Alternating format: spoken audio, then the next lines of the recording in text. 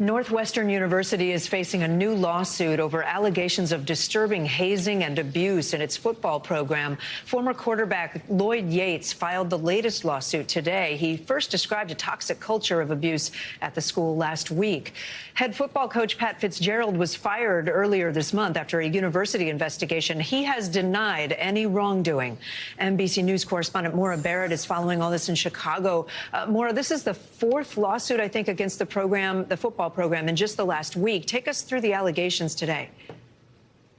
Well, Kate, I cannot be more clear than laying out in this 52-page lawsuit how disturbing and violent and graphic for our viewers. I want to warn our viewers, some of these descriptions are just incredibly shocking, starting off with the fact that the coaches, their alleging coaches, knew about what was going on and didn't report it, as well as some assistant coaches getting involved as well. And before I lay out the specific allegations, I want you to hear directly from Lloyd Yates, that former quarterback, who talks about the psychological impact that has been lasting since he experienced this hazing on campus. I want justice for all the victims of this horrific hazing. I want closure for myself and hundreds of other Northwestern football players who suffered in silence.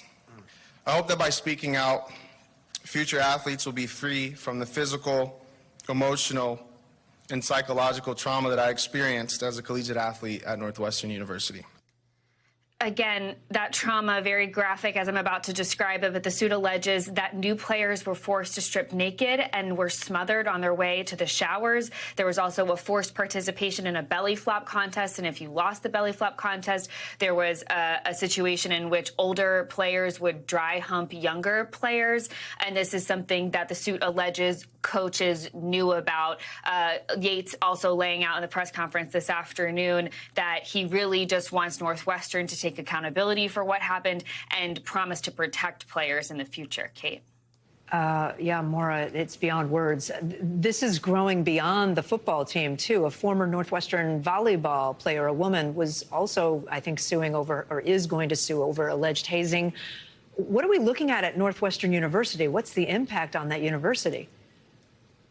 Well, it seems like we're hearing from other student athletes on campus that it might stretch even beyond this case with the volleyball team. We're expecting to see that lawsuit filed later today by a Jane Doe in that situation around hazing that she experienced. And we heard from Ben Crump, the attorney for Lloyd Yates, today, calling this the Me Too movement, the Me Too moment of college sports. And so that kind of paints a picture for what Northwestern is going to have to be answering to. They did send out a communication to their student athletes today saying that their student athletes are people of character, but they haven't really responded to anything more than that, other than acknowledging that this hazing did appear to happen within the football team, at least. Kate. You wonder what they're going to say to prospective students and alums and so many things. Maura Barrett, thank you so much.